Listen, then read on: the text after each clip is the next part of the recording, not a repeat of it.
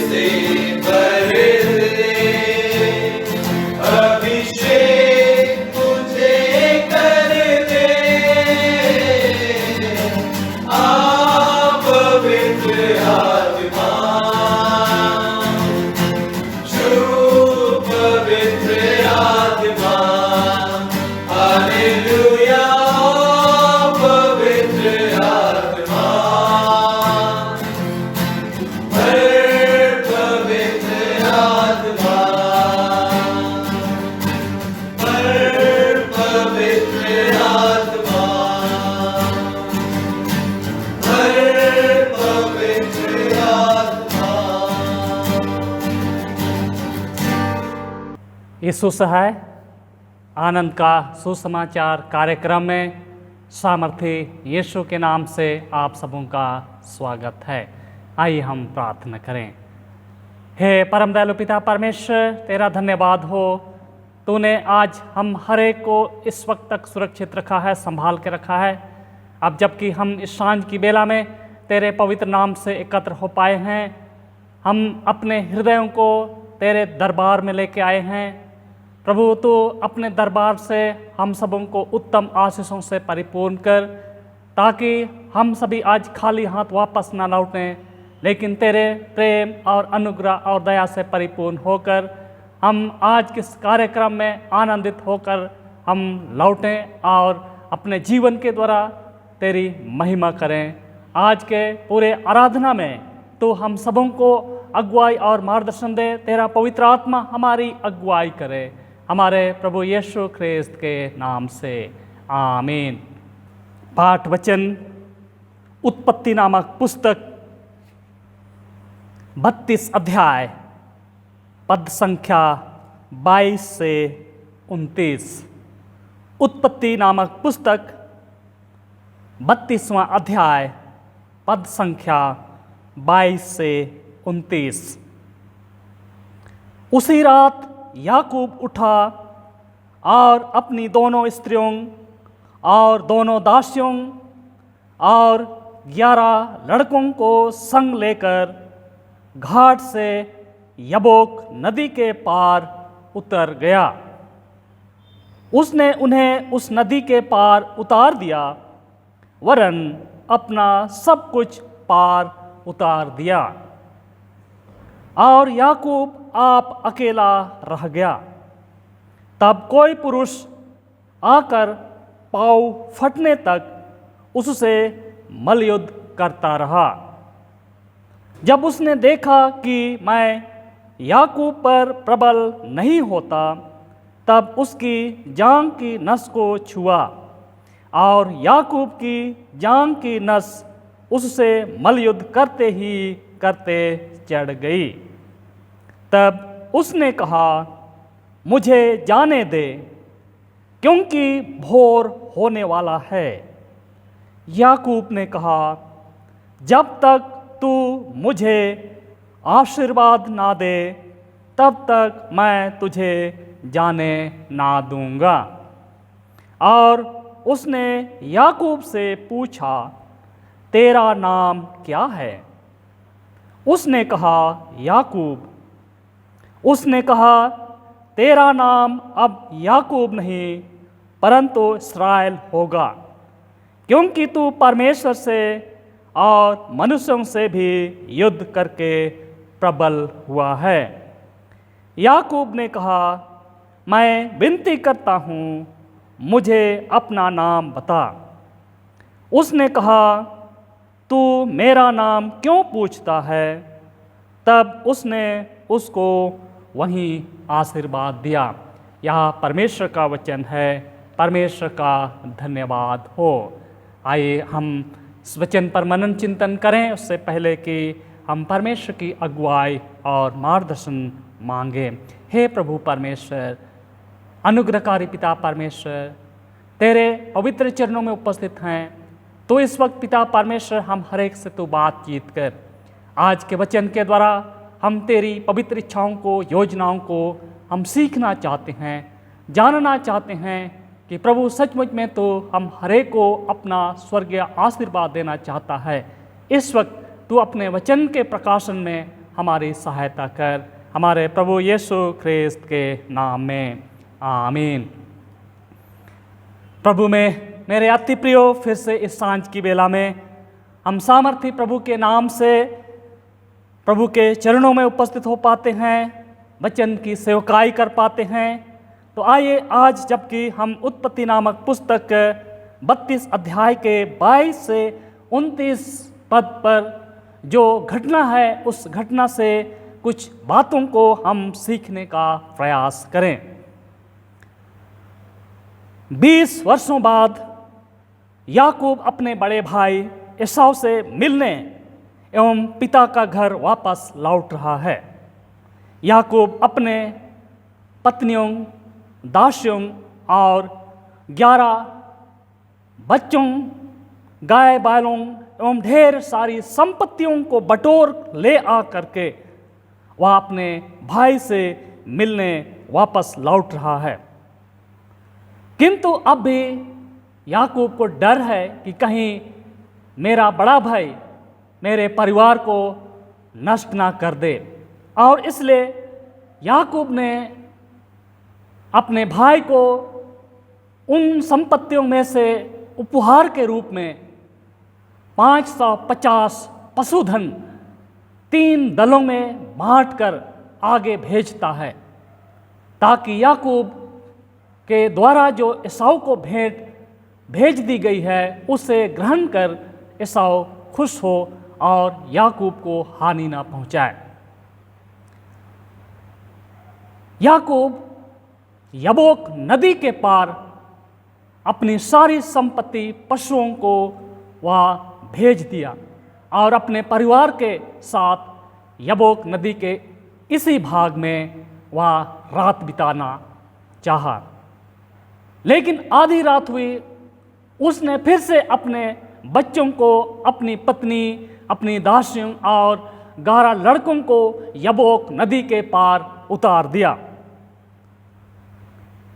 और हम आज के पवित्र वचन में हम सुन रहे थे 22 पद में, उसी रात वह उठा और अपनी दोनों स्त्रियों और दोनों दासियों को और 11 लड़कों को संग लेकर घाट से यबोक नदी के पार उतर गया। उसने उन्हें उस नदी के पार उतार दिया, वरन अपना सब कुछ पार उतार दिया। पद संख्या 24, और याकूब आप अकेला रह गया। और याकूब आप अकेला रह गया। पहली बात हम यहाँ पर सीखते हैं कि परमेश्वर एकांत चाहता है। परमेश्वर एकांत चाहता है।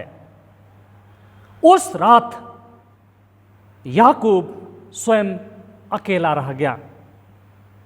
सर्वशक्तिमान ईश्वर की इच्छा है कि वह याकूब से अकेले में बातचीत करे। याकूब के जीवन में जो घमंड और स्वार्थ है, अहंकार है, उसे परमेश्वर तोड़ना चाहता था, ताकि याकूब का जीवन परमेश्वर के योग्य हो जाए। अकेले में परमेश्वर आध्यात्मिक बातों को सिखाना चाहता था। आज हम में से हर एक से ईश्वर यही चाहता है कि हम अकेले रहें और अकेले में प्रभु से बातचीत करें। वह हमें आध्यात्मिक बातों को बतलाना चाहता है। हमारे जीवन से स्वार्थ और घमंड एवं अहंकार के जीवन को बदलना चाहता है और हमें भी एक नया स्वभाव देना चाहता है, और वह स्वभाव है ईश्वरीय स्वभाव। प्रेरित पौलुस कहता है फिलिपियों की पत्री 2 अध्याय के 5वें पद। फिलिपियों के नाम पौलुस प्रेरित की पत्री 2 अध्याय का 5वां पद। जैसा मसीह यीशु का स्वभाव था वैसा ही तुम्हारा भी हो। जैसा मसीह यीशु का स्वभाव था वैसा ही तुम्हारा भी हो। हम मसीह यीशु के स्वभाव को तभी प्राप्त कर सकते हैं जब हम अपने हृदय से सभी बुराइयों को निकाल फेंकेंगे, खाली करेंगे और सर्वशक्तिमान परमेश्वर के चरणों में अर्पित करेंगे। तभी ईश्वर हमारे खाली हृदय में अपने स्वर्गीय खजाना को भर देगा, मसीह यीशु के स्वभाव को हमें भर देगा, हमारे हृदय में भर देगा। आज का रात याकूब अकेला रह गया। अपना सब संपत्ति, सारी ऐशो आराम की चीज़ें सबको वह आगे भेज दिया, वह अकेला रह गया। प्रभु में मेरे आप अति प्रियो, हमारे जीवन में भी कई बार हम अपने जीवन की ऐशो आराम, धन संपत्ति, रुपए पैसे से चारों ओर घिरे हुए रहते हैं, जिसके कारण से हम परमेश्वर से बातचीत नहीं कर पाते हैं और परमेश्वर भी हमसे बातचीत नहीं कर पाता। इसलिए वह चाहता है कि हम एकांत का जीवन कुछ क्षण निकालें प्रभु से बातचीत करने के लिए, क्योंकि प्रभु हमें बहुत सारे आध्यात्मिक बातों को वह सिखाना चाहता है। अकेले में प्रभु हमें हमारे जीवन में आध्यात्मिक शिक्षाओं को भर देना चाहता है। इसलिए ज़रूरत है कि हम कुछ क्षण अकेले में व्यतीत करें, प्रभु से बातचीत करने में, प्रभु से विनती करने में, प्रभु की आराधना करने में। हमारा प्रभु यीशु मसीह को भी हम देखते थे कि वह पिता परमेश्वर से वह एकांत में समय निकालकर वह प्रार्थना करता था, ताकि परमेश्वर की इच्छा और योजनाओं को वह जान सके और मानव मुक्ति के कार्य को वह पूरी करे। याकूब के जीवन में आज हम देखते हैं कि उसने सब कुछ को पार उतार दिया, अपने साथ कुछ नहीं रखा, ताकि वह खाली हृदय होकर के परमेश्वर से बातचीत करे। कभी कभी हमारे जीवन में, हमारे परिवारों में ईश्वर से संपर्क बनाए रखने के लिए कुछ कुछ रुकावटें हैं, जिनको हम अपने से अलग करना नहीं चाहते हैं। जब भी हम प्रार्थना करते हैं, उदाहरण स्वरूप हम अपने बीच में उन रुकावट की चीज़ों को हम दूर नहीं रखते हैं। जैसे हमारे पास मोबाइल है, हम प्रार्थना करना बैठते हैं तो हम अपने साथ मोबाइल को भी रखते हैं, जिसके कारण से जिस प्रकार की प्रार्थना हमें करनी चाहिए हम नहीं कर पाते हैं। हम टेलीविज़न के पास से हम बैठे रहते हैं और वहीं पर हम प्रार्थना करना चाहते हैं। हम एकांत में प्रभु से बातचीत नहीं कर पाते हैं। तो प्रभु आज हमें यही सिखाना चाहता है कि हम प्रभु के लिए समय निकालें। अवश्य भाग दौड़ भरी परिस्थिति है, समय है, लेकिन प्रभु हमसे अकेले में ही बातचीत करना चाहता है। जिस प्रकार से याकूब उस रात स्वयं अकेले यबोक नदी के पार अकेले रहा। दूसरी बात हम पाते हैं कि परमेश्वर हमें अवसर देता है, परमेश्वर हमें अवसर देता है। पद 24 का आगे हम लोग पाते हैं, तब कोई पुरुष आकर पाँव फटने तक उससे मलयुद्ध करते रहा।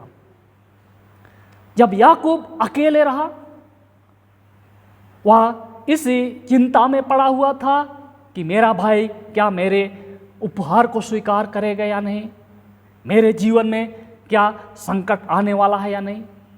ऐसे समय में एक पुरुष आता है और वह सीधे याकूब से लड़ना चाहता है। वह लड़ता है रात भर, सुबह होने तक याकूब से वह पटका पटकी लड़ रहा है। वह व्यक्ति कौन था? वह पुरुष कौन था? होशे 12:4 में हम पाते हैं कि वह पुरुष यहोवा का दूत था। वह पुरुष यहोवा का दूत था।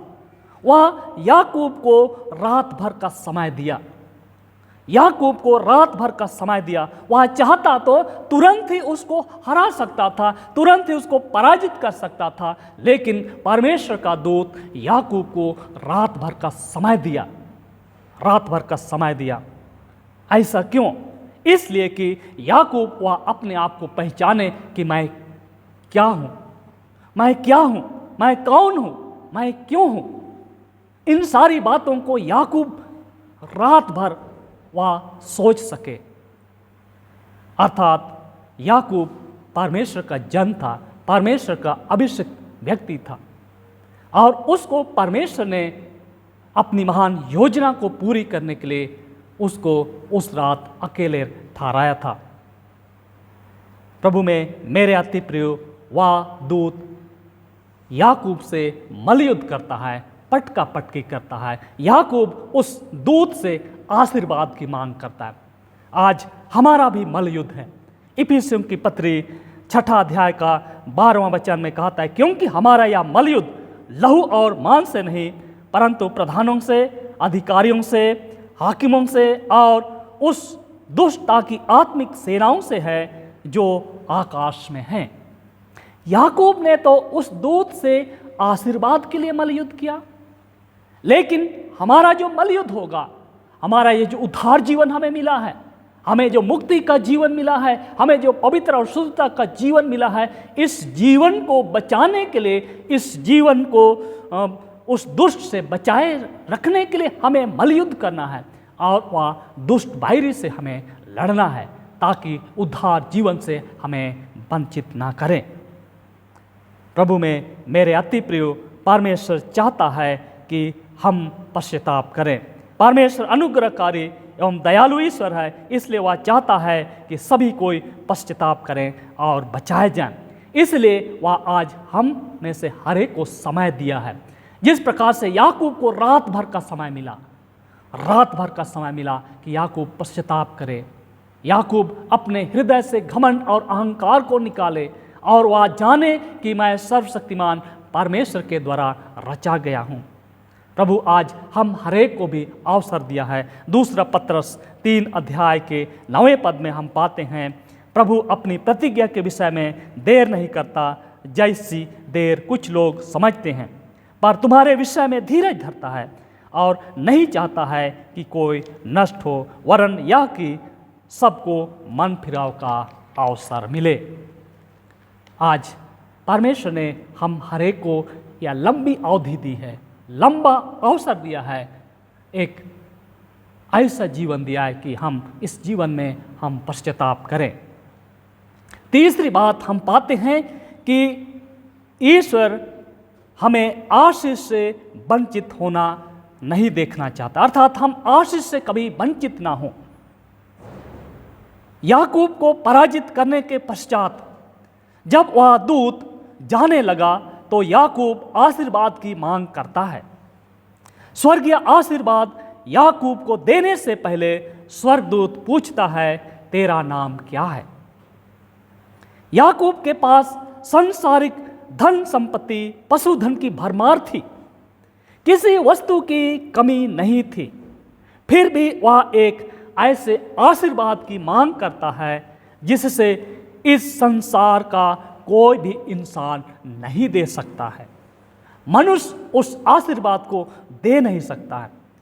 याकूब जानता था कि मेरे पास तो सब कुछ है और मैं जिस व्यक्ति से लड़ रहा हूँ वह परमेश्वर का दूत है और उसके पास ईश्वर का स्वर्गीय खजाना है और मैं उससे मांगूंगा तो वह मुझे देगा।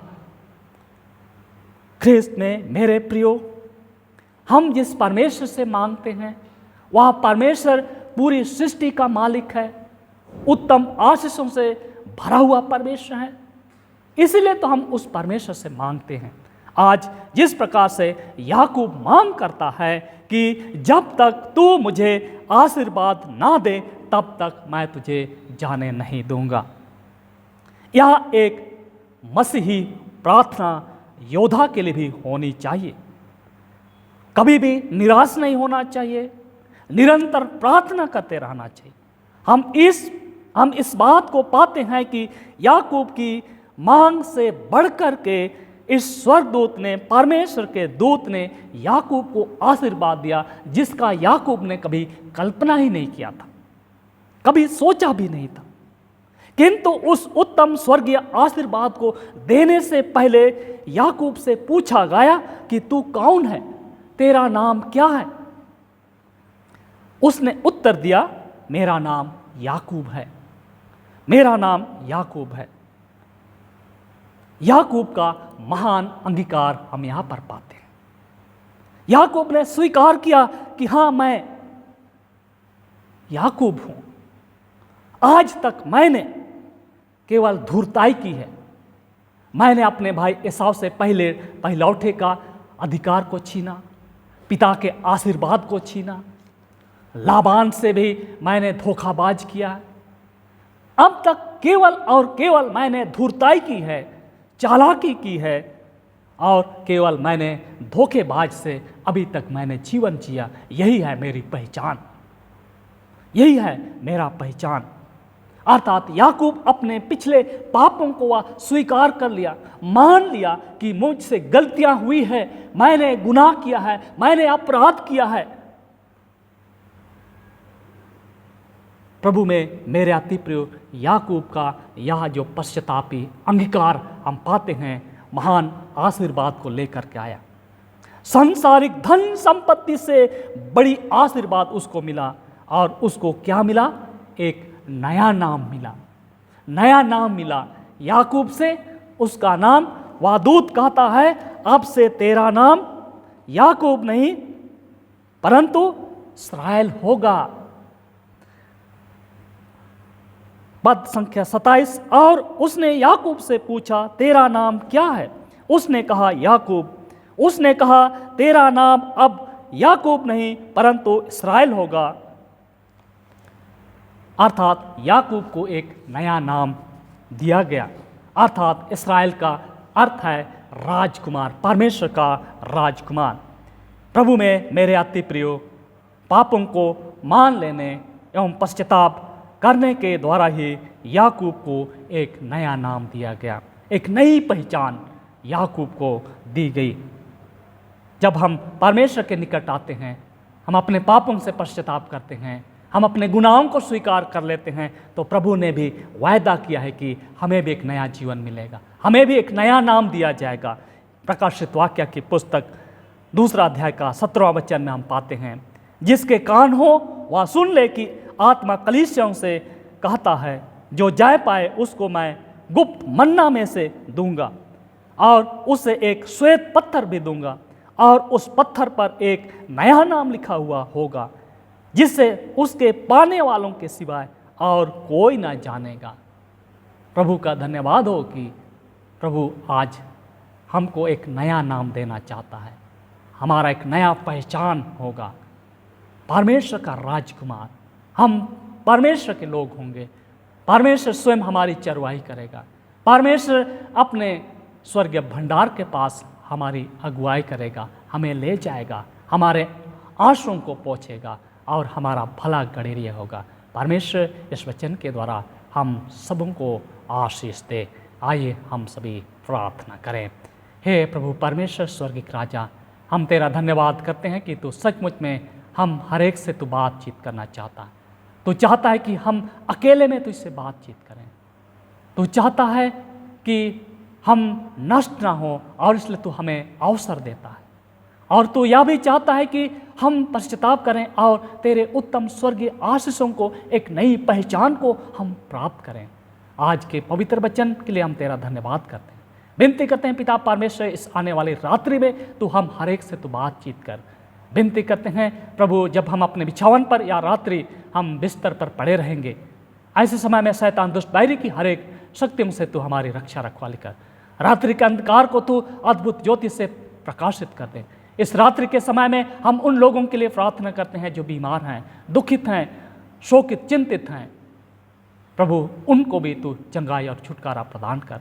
हे प्रभु परमेश्वर, हमारी प्रार्थना है इस रात्रि के अंधियारे में हमारे बिछावन के चारों ओर तो अपने पवित्र दूतों का पहरुआ बाड़ा बांध दे, नियुक्त कर दे, ताकि हम इस रात्रि को सुरक्षित सुनिद्रा सो सकें।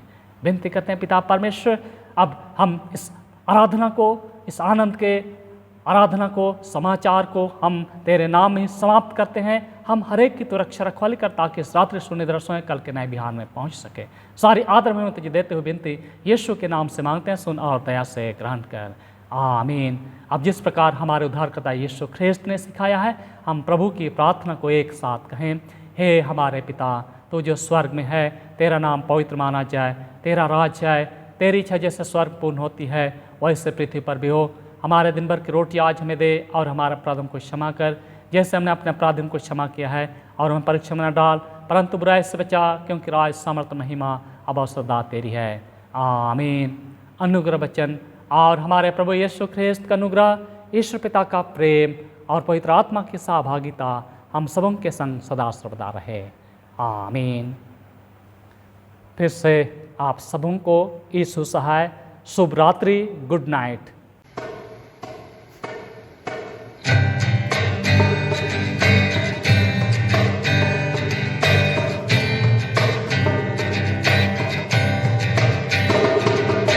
प्यारे प्रभु दिल में आ शांति दे,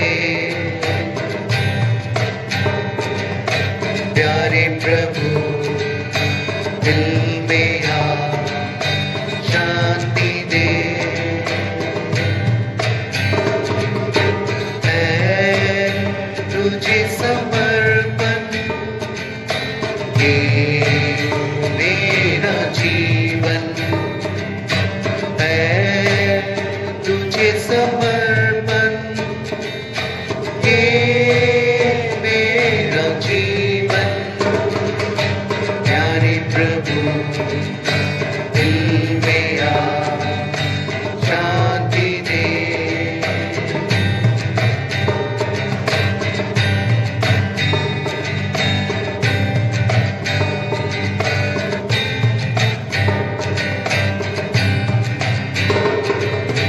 प्यासी आंखें तुझ पे तरसती, करता मन कामना तेरी हर पल। प्यासी आंखें तुझ पे तरसती, करता मन कामना तेरी हर पल। हर क्षण तुझी को अर्पण करूं समर्पण ये जीवन। हर क्षण तुझी को अर्पण करूं समर्पण ये जीवन। प्यारे प्रभु दिल में आ शांति दे, प्यारे प्रभु दिल में आ शांति दे। है तुझे समर्पण ये मेरा जीवन है, तुझे समर्पण ये मेरा जीवन। प्यारे प्रभु दिल में आ शांति दे,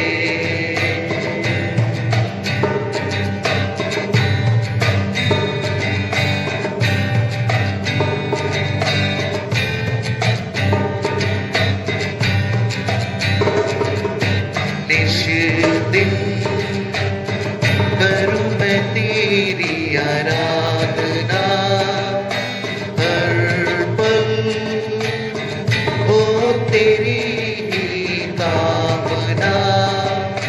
निश दिन करूं मैं तेरी आराधना, हर पल हो तेरी ही कामना। धो दे अपने लहू से कोमलपन को मेरे प्रभु, धो दे अपने लहू से कोमलपन को मेरे प्रभु। प्यारे प्रभु दिल में आ शांति दे, प्यारे प्रभु दिल में आ शांति दे। है तुझे समर्पण ये मेरा जीवन है, तुझे समर्पण